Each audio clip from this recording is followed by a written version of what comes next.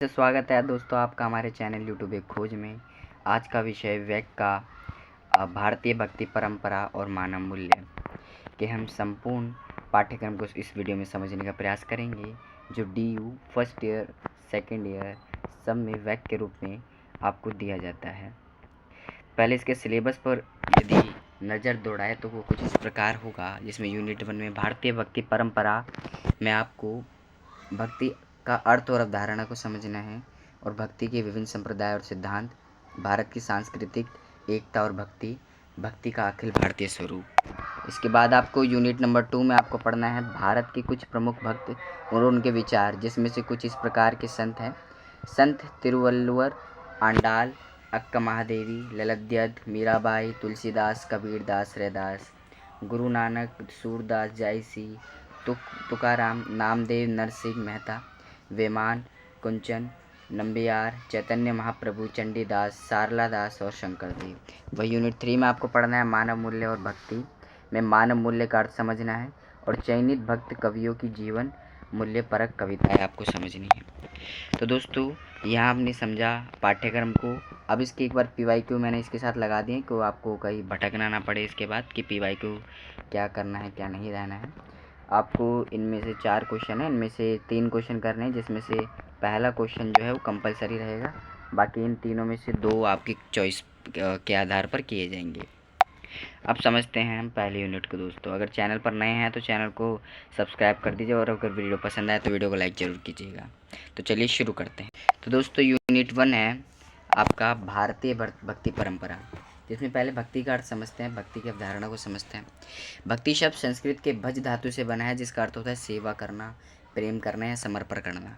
वही भक्ति का मतलब होता है ईश्वर के प्रति प्रेम, श्रद्धा और समर्पण भाव। वही इसमें भक्त अपने आराध्य को अपने पिता, माता, सखा, स्वामी या प्रियतम की तरह मानता है। और आगे देखते हैं दोस्तों कि यह एक आध्यात्मिक मार्ग है जिसमें आत्मा ईश्वर के साथ एकता का अनुभव करती है। और दूसरा यदि देखें तो भक्ति के विभिन्न संप्रदाय और सिद्धांत। भारत में भक्ति की कई धाराएं और परंपराएं रही हैं, जिनमें से प्रमुख हैं सगुण और निर्गुण। आप सभी को पता होगा, आपने पढ़ा अवश्य होगा। सगुण भक्ति धारा जो है वो प्रमुखता वो होती है जिसमें जो ईश्वर है उसके साकार रूप को माना जाता है, और वहीं निर्गुण में निराकार रूप को। तो इसको देखते हैं। ईश्वर के साकार रूप में पूजा की जाती है। इसमें प्रमुख यदि देखें तो राम, कृष्ण जैसे अवतारवादी भगवानों की उपासना की जाती है, और प्रमुख भक्त इनके तुलसीदास, सूरदास, मीरा, रामानंद जैसे प्रमुख उनके अनुयायी हैं। आगे देखते हैं दोस्तों, निर्गुण भक्ति संप्रदाय में तो ईश्वर को निराकार रूप में माना जाता है दोस्तों। वहीं प्रेम, ज्ञान और सत्य की उपासना की जाती है। इसके प्रमुख सत्य है कबीर, रैदास, गुरु नानक आदि। अब देखते हैं अगले संप्रदाय। तो इसमें तीसरा संप्रदाय है वैष्णव संप्रदाय, जिसमें विष्णु और उनके अवतारों की भक्ति की जाती है। भावपूर्ण गीतों और कीर्तन पर जोर दिया जाता है। अगर देखते हैं दोस्तों शैव संप्रदाय, तो शैव किस उपासना पर आधारित होता है पूरा संप्रदाय, और इसमें भक्ति, प्रमुखतः योग, ज्ञान को मुख्य केंद्र माना जाता है। अगला आता है दोस्तों शाक्त संप्रदाय, जो देवी दुर्गा या काली की भक्ति पर आधारित होता है। शक्ति को ब्रह्मा का रूप माना जाता है यहाँ पर। वहीं अगर तीसरे बिंदु को देखें पहले यूनिट का, कि भारत की संस्कृति में एकता और भक्ति आंदोलन ने भारत के विविध भाषाओं, क्षेत्रों और जातियों को जोड़ा है। यह जाति पाति, ऊंच नीच के भेद को मिटाता है। भक्ति ने समाज को समानता, प्रेम और भाईचारे का संदेश दिया है। संतों ने स्थायी भाषाओं में रचनाएं की, जिससे भक्ति जन जन तक पहुंची। आगे देखते हैं दोस्तों, अगला चौथा पॉइंट है भक्ति का अखिल भारतीय स्वरूप। अब इसको समझते हैं कि भक्ति के अखिल भारतीय स्वरूप से क्या तात्पर्य है। समझ आता हूँ। भक्ति के अखिल भारतीय स्वरूप को समझते हैं दोस्तों कि भक्ति केवल उत्तर भारत तक सीमित नहीं थी, बल्कि दक्षिण भारत से लेकर पूर्व और पश्चिम तक फैली थी। कि अगर हम अपने भारत के मैप की तरफ देखें तो दक्षिण की तरफ एरिया पड़ता है, और वहीं हमारा इंडिया, मैप पर मत जाइएगा। ये देखिए दक्षिण से किस प्रकार उत्तर तक पहुंची और पूर्व तक पहुंची भक्ति आंदोलन। पूरा जो भक्ति मूवमेंट चला, इस पूरे को भक्ति आंदोलन, भक्ति अखिल भारतीय स्वरूप कहा गया।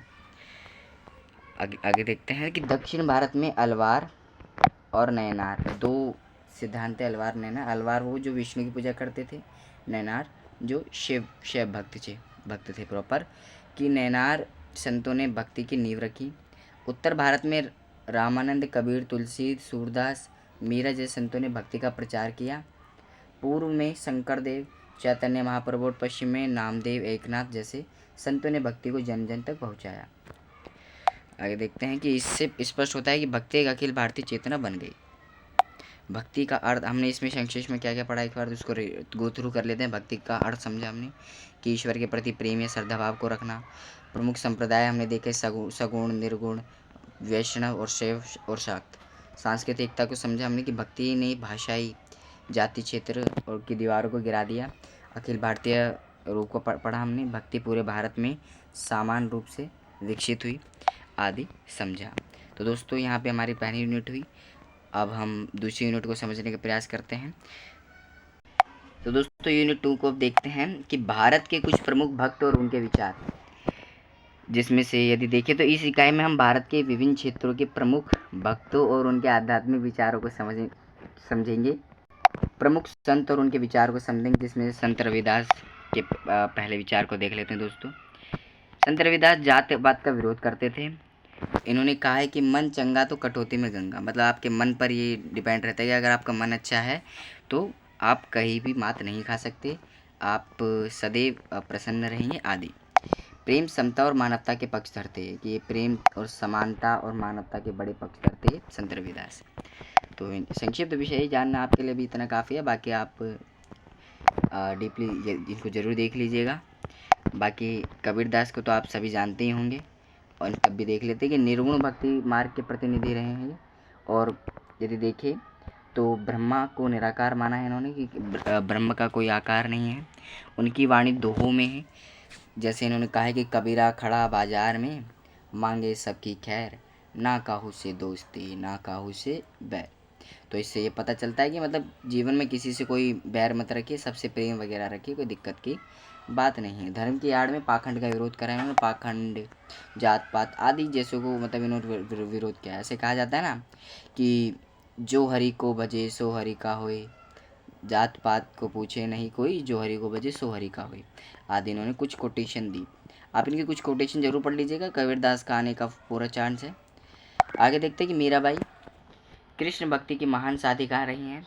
राजमहल छोड़कर कृष्ण में रम गई थी। इनको बचपन से बता दिया गया था कि कृष्ण भगवान है, वो इनके पति हैं, स्वामी हैं, तो ये पूरी कृष्ण भक्ति के रूप में एकाग्र हो गई थी, कहीं इनका ध्यान नहीं था। उनकी रचनाओं में भक्ति, प्रेम और आत्मसमर्पण का प्रमुख है।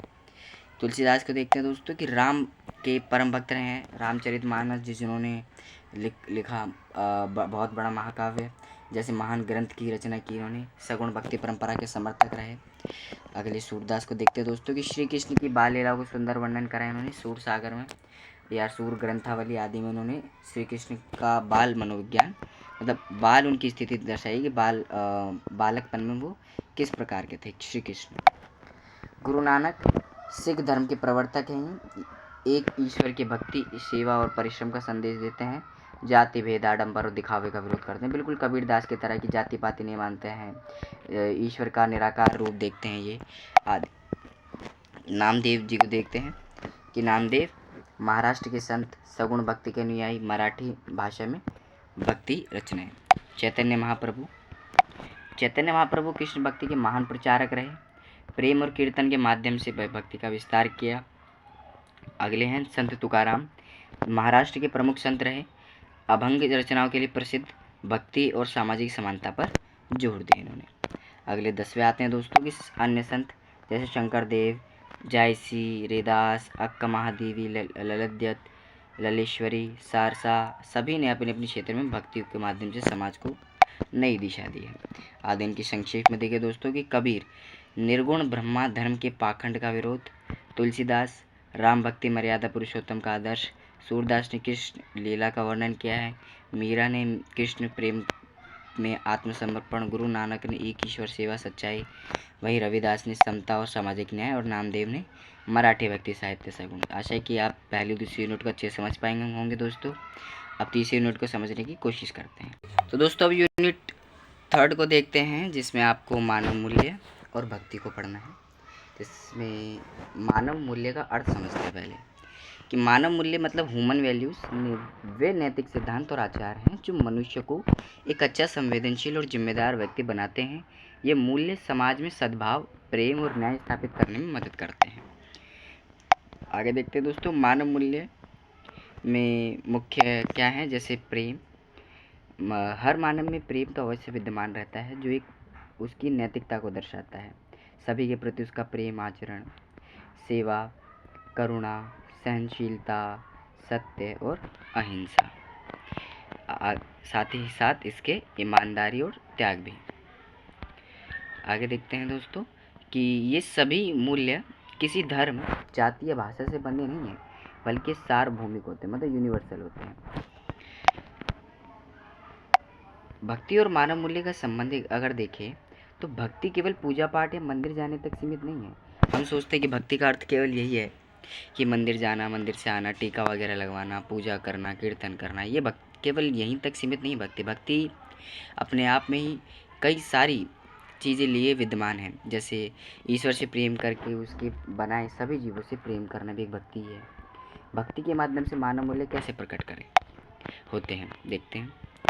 भक्त कवियों के जीवन में मानव मूल्य कैसे, जैसे कबीरदास के जीवन में भक्ति भी थी और नैतिकता भी थी, मतलब मानव मूल्य भी थे। जैसे उन्होंने धर्म और जाति के पाखंड बताया, मानव को मानव से जोड़ने का प्रयास किया, मतलब मानव से जोड़ने का प्रयास किया। उन्होंने मानव धर्म की सत्यता को उद्घाटित किया।